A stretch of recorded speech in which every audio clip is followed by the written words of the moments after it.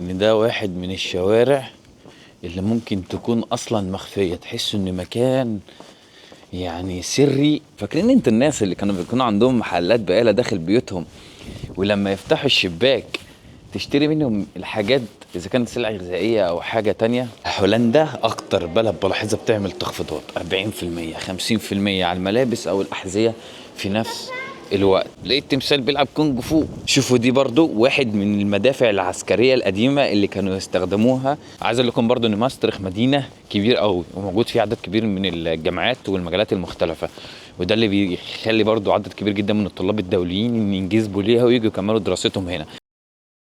عايز اقول لكم ان درجه الحراره دلوقتي في هولندا 1. يعني حرفيا عزيزي المشاهد، اصلا قبل ما اجي هولندا في المانيا المدينه اللي انا عايش فيها كانت درجه الحراره 6 تحت الصفر، يعني كميه البرد غير طبيعيه. هنا حسيت ان الجو شويه افضل. طبعا انا دلوقتي لسه واصل مدينه ماستريخت موجوده في جنوب هولندا. حرفيا انا جيت النهارده عشان اتفسح واتمشى في المدينه شويه، وما كانش على بالي اصور، فقلت المدينه حلوه وبيوتها جميله وفي نفس الوقت ليها طابع مختلف لهولندا، فليه ما امشيش واصور فيها في نفس الوقت ونستكشفها مع بعض. ف يعني انا من ساعه ما جيت المدينه حسيت ان كل حاجه قافله بسبب ان النهارده طبعا عيد ميلاد، وبرضه في المانيا كل حاجه قافله، فتوقعت ان هولندا هتكون فاتحه عكس المانيا، فطلعوا الاثنين نفس الموضوع، لان النهارده يعتبر اجازه رسميه اصلا في كل الدول الاوروبيه بسبب عيد الميلاد.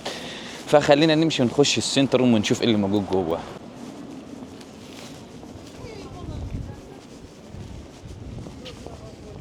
الحلو الصراحه في هولندا والمانيا ان السنتروم هنا دايما لو انت راكب القطر او بمعنى الكلمه محطه القطر اللي انت هتنزل فيها في اي مدينه، بعد دقيقتين كده بالظبط وانت ماشي على رجلك هتلاقي السنتروم ده اللي بيختصر عليك وقت كتير جدا، مش هيخليك تحتاج انك تركب اتوبيس او تاخد تاكسي في نفس الوقت. وانت ماشي تفضل بقى تستكشف كل حاجه في المدينه من مطاعم او كافيهات، اي حاجه تخطر على بالك هتلاقيها. في الحقيقه انا ضارب 3 ساعات مشوار بالقطر عشان اوصل للمدينه ديت، في الاخير الاقي كل حاجه قافله. ده هيبقى بالنسبه لي حاجه رخمه قوي لان انا اصلا اول مره في حياتي يوم الاجازات ده اللي هو 24 او 25 اخرج بره المانيا. كعاده ما بخرجش بره المانيا، بس انا باجي دايما يعني هولندا في وقت اجازات معينه، فبلاقي هولندا فاتحه كل حاجه، المانيا بتكون قافله. فالنهارده فكرت العكس بقى، تلاقي كل حاجه فاتحه، بس جيت للاسف ما لقيناش حاجه فاتحه خالص لحد دلوقتي. فانا اعتبر في السنتر من دلوقتي ما فيش حاجه فاتحه.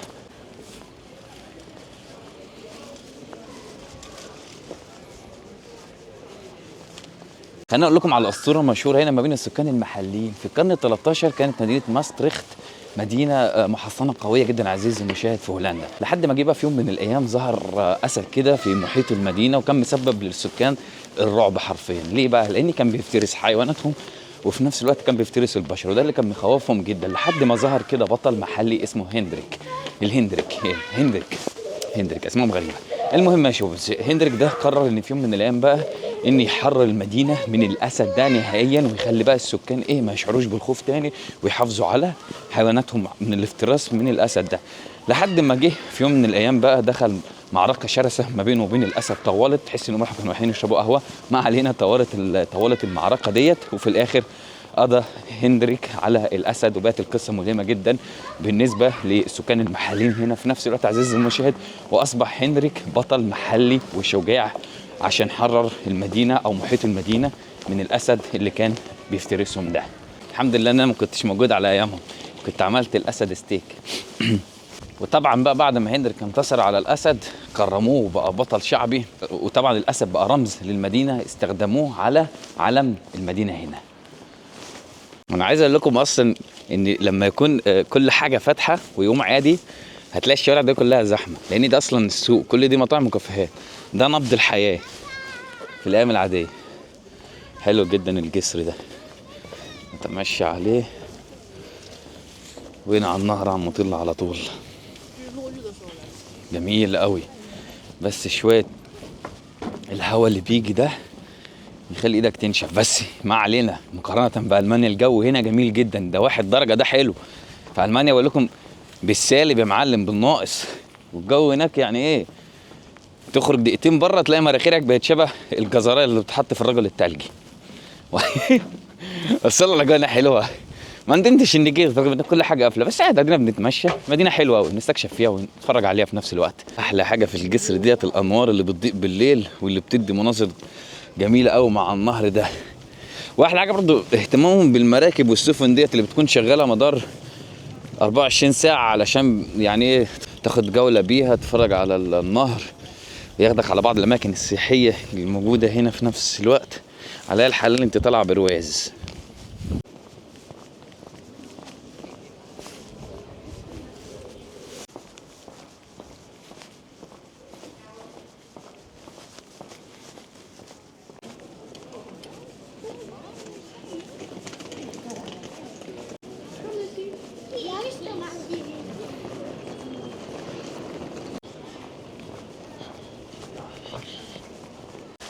تخيلوا رغم ان الحياه في اوروبا هنا شغل شغل شغل شغل، تحس ان واخدين كل حاجه بس شغل، ولما بيجي يوم اجازه واحد بس ليهم بيستغلوه في النوم. زي ما انتم شايفين تلاقي الشوارع عامله كده فاضيه، لا حياه لمن تنادي، يقعدوا يرتاحوا كل الجهد والتعب اللي ادوه في الاسبوع، يستغلوا اليوم الاجازه ده ان يرجعوا يعملوا اعاده تدوير او اعاده تنشيط للدوره الدمويه اي هبد. تخيلوا ان دي سور قديم أوي لسه مهتمين بيه جدا. شوف حتى الزرع طلع منه سبحان الله. مهتمين بالأحجار المرصوصة بتاعته، لا حد مشخبط عليه ولا لاعب فيه. تخيلوا ان الحجر ده مر عليه سنين ومر عليه عصور. والله اعلم اخر واحد كان قاعد هنا من العصور القديمة شاف ايه ولا كان بيعمل ايه هنا. واحد من العصور الحديثة قاعد اهو جنب واحد من اعظم واقدم المباني الهولندية هنا. تخيلوا انا دلوقتي قدام بوابة وسور تاريخي قديم جدا يعود للعصور القديمة في نفس الوقت. نفس البقية اللي احنا شفناها من شوية داخل المدينة دي برضو بقاياها التانية. يعني تخيل ان السور ده كان محاوط المدينة كان كبير جدا. وعايز اقول لكم ان اصلا القرية اللي جوه او في نفس الوقت ده كان سور العصور القديمة، كان مركز دفاع مهم جدا ضد الغزو اللي كان بيجي من بره. يعني كانت محصنة قوية جدا وموجود فوق بقى جنود وحاجة كده، بحيث لو اي غزو بري جاي عايز يدخل المدينة او القرية بشكل عام يكون في مركز دفاع قوي جدا يصد العدوان عليهم. شوفوا دي برضو واحد من المدافع العسكرية القديمة اللي كانوا يستخدموها زمان ايام الحروب او الدفاع عن القرية بنفس الوقت. تخيلوا الناس القديمة او الجنود القدماء اللي كانوا واقفين في الوقت الحالي هنا ازاي كانوا عايشين بالاسلحة البدائية ديت. تخيلوا لما كان يكون في اي عدوان عليهم تلاقي الاستعداد ايه اسرع من اي حاجة ممكن تشوفها. دي طبعا الابراج اللي كانوا بيقفوا عليها، ودي برضو الاسوار اللي كانوا بيقفوا بالاسلحة عليها. عايز اقول لكم بقى ان في القرن ال15 البوابة هنا فقدت دفاع العسكري خلاص، وبقى يستخدموها هنا لأغراض تانية خالص زي مثلا تخزين البارود أو اجتماع للعمال والأغراض تانية. فأصبحت شوفوا زي ما انتم شايفين بقى قرية حديثة ممتدة البيوت في كل مكان، وبس كل ما تبقى منها هي البوابة والأسوار القديمة المتهالكة واللي للأسف الزمن أكلها. الاحظ ان كل واحد في اوروبا هنا لو انت واقف قدام بيته او بتصور يقول لك ليه واقف بتصور. ده الشخص الوحيد اللي عنده بيته عارض الفن بتاعه هنا من نحت، اذا كان عائلة وهنا حيوانات وشخص برضه في نفس الوقت مجسدهم بطريقته الخاصة بحيث ان يخلي الناس اللي ماشية هنا تتفرج على البيت تتفرج على الاعمال الفنية بتاعته. فالصراحة شايفها حاجة حلوة جدا اني يستثمر في عمله الفني ده ويعرضه للناس ويشوف ردود فعلهم لما يشوفوا الفن الابداعي بتاعه. في حاجه الصراحه شدت انتباهي هنا وانا ماشي في الشوارع. فاكرين انت الناس اللي كانوا بيكونوا عندهم محلات بقاله داخل بيوتهم ولما يفتحوا الشباك تشتري منهم الحاجات اذا كانت سلع غذائيه او حاجه تانية؟ فهنا حسيت ان هي موجوده هنا في هولندا الصراحه، بس اكيد يعني مش سلع غذائيه، اكيد بيستخدموها لاغراض تانية. تحس ان الهولنديين ورثوا العادات المصريه. رغم ان انا زرت لحد دلوقتي 18 دوله، بس من الدول الرخيصه اللي حسيت ان هي فعلا في السلع الغذائيه رخيصه جدا المانيا وهولندا، بحيث ان هم نفس الاسعار مقارنه بقى لما كنت في سويسرا، مقارنه لما رحت النرويج. يعني احس ان هولندا والمانيا هم الارخص في اوروبا والمانيا كمان ارخص من هولندا بكتير جدا في بعض السلع الغذائيه التانية او بشكل عام الحياه والمعيشه وكده. هولندا تيجي رقم 2، بس بالنسبه لي يعني المانيا التوب للمعيشه. سبب ان الناس تنجذب لهولندا هي الحواري الضيقه ديت اللي بتدي طابع حلو بسبب الاحجار الحمراء القديمه ديت، وده اللي بيخلي الناس تيجي تتفرج عليها الصراحه. ده اللي لاحظته، دايما تلاقي الحواري الضيقه فيها زحمه عن الشوارع الواسعه. لقيت تمثال بيلعب كونج فو، هو بيرقص. ده احد المقاتلين العصور القديمه. شوفوا شايل هنا لقد اخذ مني السنجة يا سيدي، وشكله كده بيرمي الحجر على العدو بدل ما يستخدم السيف. انا مش عارف هو بيعمل ايه، بس ديت واحده يعني تحس انه محارب قديم جدا من العصور القديمه. هولندا اكتر بلد بلاحظها بتعمل تخفيضات 40% 50% على الملابس او الاحذيه في نفس الوقت. فنصيحه مني لو انت عايش في المانيا دايما تبص على التخفيضات اللي هولندا بيعملوها، اذا كان للملابس او لاي حاجه تانية. تحس ان هي بتعمل تخفيضات رهيبه عكس الدول التانية. احيانا التخفيضات ديت اصلا بتوصل ل 75%. تحس انهم بيضحوا من اجل الزبون. رغم البرد وان كل حاجه قافله، بس الناس برضو بتنزل تتمشى في الشوارع عشان برضو عيد الميلاد وكده، وبدل ما يقعدوا في البيت ويملوا. خدوا بالكم معظم اللي احنا بنقابلهم دول اللي خارجين من الكنيسه او برضو رايحين الكنيسه عشان يحتفلوا بعيد الميلاد. اعتقد ان ده اضيق بيت من حيث المساحه اللي شفته لحد دلوقتي، ودي المحلات بتاعته. يعني تحس ان البيت اصلا كشك، ده الجزء بتاعه والاجزاء التانية منفصله اصلا عن البيت ده.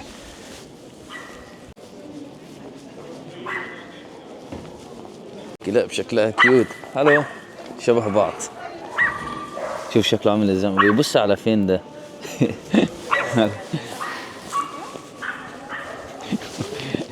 حتى صوته مضحك، تحس انه عامل زي نغمه النوكيا اللي احنا بنستخدمها من التليفونات القديمه.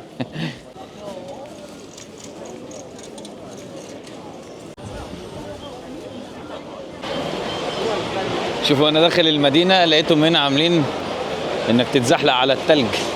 طبعا هم عاملينه، مش الجو مش منزل تلج، بس عايز اقول لكم ان هنا الجو ابرد من بره اصلا بسبب التلج اللي هم حاطينه ده. اوقع شوف، يجوا يضحوا يعملوا الرياضه الحلوه ديت، ولما يقع على ايده يعيط. عمي سانتا كلاوس احلى مسا عليك. طبعا احنا دلوقتي موجودين قدام الفايناختس ماركت، بس احنا صورنا فيه قبل كده وريتكم الاجواء فيه عامله ازاي. مش هندخل نصور فيه تاني بقى خلاص. ده اخر يوم ليه اصلا النهارده في المانيا، انتهى امبارح في مدينتي، والنهارده برضه قد ينتهي اليوم. خلاص شهر بيفضل كده، شهر وشويه، وبعدين لما العيد ميلاد يخلص بقى بيخلص لا في نفس اليوم او بعدها بيوم، فترجع بقى الحياه لطبيعتها مره تانية هنا. شوفوا رغم ان الدول الاوروبيه جنب بعض لازقه ببعض كده، تسافر اي دوله جنبك بحوالي 5 دقايق تلاقي لغه مختلفه، ثقافه مختلفه، كل حاجه في البلد دي لها تاريخ حتى مختلف. يعني المانيا هولندا جنب بساعه تخيل، والحدود الهولنديه اللي انا بروحها ديت اللي مع المانيا تلاقيهم بيتكلموا شويه الماني وثقافتهم مختلفه، ولغتهم لغه الداتش اللي هو الهولندي، لغه خاصه بيهم بقى، لغه الدوله هنا. فتخيل عزيزي المشاهد، يعني سبحان الله. ونفس العمله، ده اللي عاجبني ان هي نفس العمله، مش محتاج ان كل لما اجي اروح على مصرف احول العمله بتاعتهم لعملتهم المحليه بقى والتو والكلام ده كله باليورو. الصراحه انا بحاول نعمل اي اكتيفيتي هنا، بس البلد مش مساعدانا. انا ما توقعتش انها تكون كل حاجه قافله دلوقتي. يعني انا لو باقي في المانيا كان احلى ومصور في في الريف بتاعي.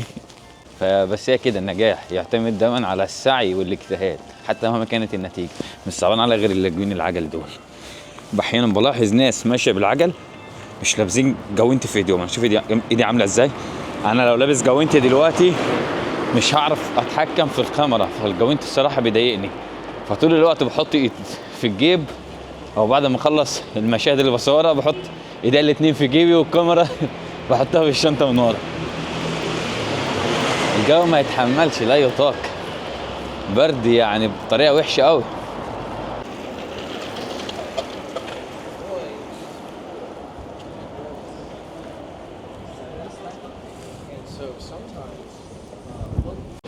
واحده من قوانين العجل هنا، لو انت ماشي بعجله بشكل عام في المدينه او في الريف، لما يكون في تقاطع، او مثلا بمعنى الكلمه انت جاي من الشارع ده وعايز تخش شمال، فلازم وانت سايق تعمل بايدك كده شمال، بحيث انك تعرف اللي وراك ان انت داخل شمال. ولو انت ما عملتش حاجه زي كده فاحتمال يكون الغلط عليك انت. يعني هي العجله زي العربيه، لازم تدي اشاره. الاشاره طبعا العربيه بتدي كده غمزه على الشمال او اليمين، المنطقه اللي انت داخل عليها، فالغمزه في العجل هي بايدك. فقانونهم هنا الصراحه شديد جدا بسبب برضو العجل. ان ده واحد من الشوارع اللي ممكن تكون اصلا مخفيه، تحس ان مكان يعني سري، والمكان ده بيعود للعصور القديمه برضه. تخيل ان عدد قليل جدا اللي بيجي المكان ده، دي حاره وقدام هنا في كنيسه، فخلينا نمشي ونشوف ايه اللي موجود جوه. يعني عايز اقول لكم نسبه كبيره جدا من السياح اللي بييجوا اي مدينه هنا بيكون عندهم جدول معين كده للاماكن اللي ممكن يزوروها، واحيانا بتكون في اماكن مخفيه هم مش بيشوفوها اصلا، فلما تمشي عشوائي بتبدا تستكشفها. تخيلوا هنا ديت طبعا شوارع، وديت برضه كاتدرائية قديمة، وديت ظهر الكاتدرائية. طبعا تحس ان بيعملوا حفلات بالليل هنا او بيقعدوا ويسهروا، بس مقفولة بشكل عام. فديت النهاية بتاعتها، مفيش حاجة تاني. ده بقى بعتقد بيوت. فأحلى حاجة في السفر انك تمشي وتستكشف بدون ما تكون عندك اي خطة، لان احيانا الخطة بتاخد منك حاجات كتير جدا. الصراحه انت ماشي على جدول، ماشي متكتف، انما لما تمشي عشوائي هتستكشف حاجات حلوه قوي. وده برضو تكون بجانب الجدول اللي انت عامله للسفريه.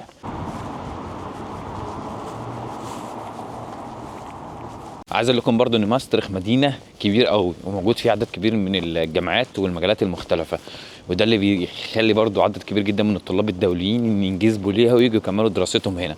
فعايز اقول لكم المدينه صراحه حلوه جدا مقارنه ببعض المدن الثانيه، وهتكون برضو الخيار الامثل لو انت حبيت تيجي تكمل دراستك في هولندا.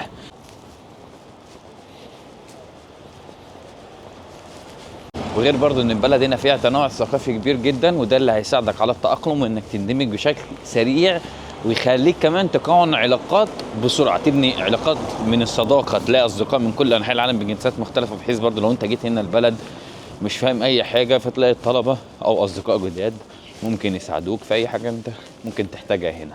طبعا احنا كنا هناك هنا ومشينا هنا ما لقيناش حاجه، ما لقيناش غير بس اخر حاجه الكنيسه كده والشارع الضيق، وهنا كان السوق كده.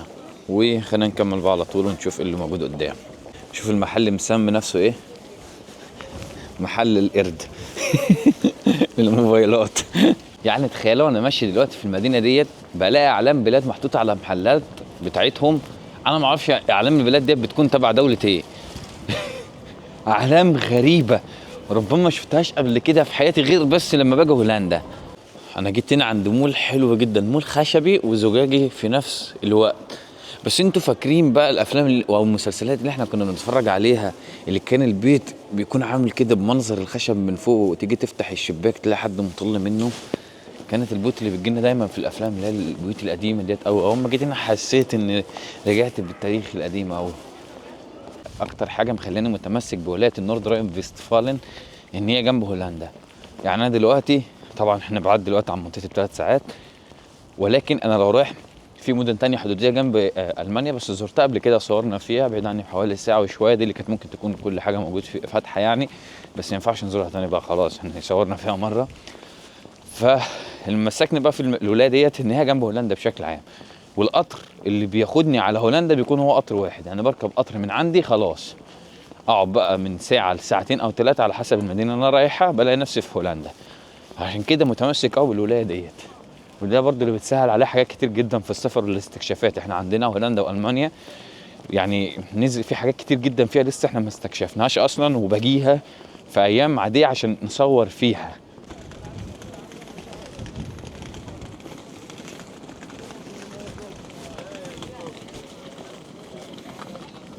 في جزء من الجسر اللي احنا ماشيين عليه حاليا بيتهز اهتزاز جامد جدا، لما فضلت اتامل في الجزء اكتشفت ان اصلا الجزء ده بيتفتح اثناء عبور السفن الكبيره ويرجع يتقفل تاني، فعشان كده الاهتزاز فيه بيكون قوي جدا. الاهتزاز ده بيحسسني ان ممكن يقع بينا في اي لحظه. انا ما عنديش مشكله ان نقع في النهر، المشكله الوحيده اللي ممكن تقابلني في النهر السقعه، الجو برد قوي، فما ما ينفعش لو الواحد ما ودعش المونديال من الوقعه هيودع المونديال من درجه الحراره اللي موجوده في الميه. تقدم محتوى على الفيسبوك. صح، بصور كمان. تمام. الله يحفظكم، من تحياتي ليكم كلكم. وقفه هنا حلوه قوي، يعني مدينه بحجم المدينه اللي احنا موجودين فيها ديت مفيش ولا مطعم فيها. مش عارف ايه ده، المطاعم كلها قافله. المشكله انا بقيت حاسس ان هيطلع لي زومبي، مفيش حد في الشوارع يا جماعه. ايه ده، الناس راحت فين للدرجه ديت؟ بعض المناطق اللي ممكن تلاقي فيها زحمه والمناطق اصلا اللي الاكثر حيويه في المدينه في الايام العاديه فاضيه خالص بسبب ان المحلات تكون قافله. طبعا يا شباب احنا هننهي الفيديو على كده، وان شاء الله نشوفكم بقى في الفيديوهات الجايه. اليوم النهارده اصلا المفروض كل واحد قاعد في البيت بسبب البرد ده، الجو سيء جدا، مش حاجه تعمل فيه غير برضه ان اجازه. ونشوفكم في فيديوهات جديده، مع السلامه.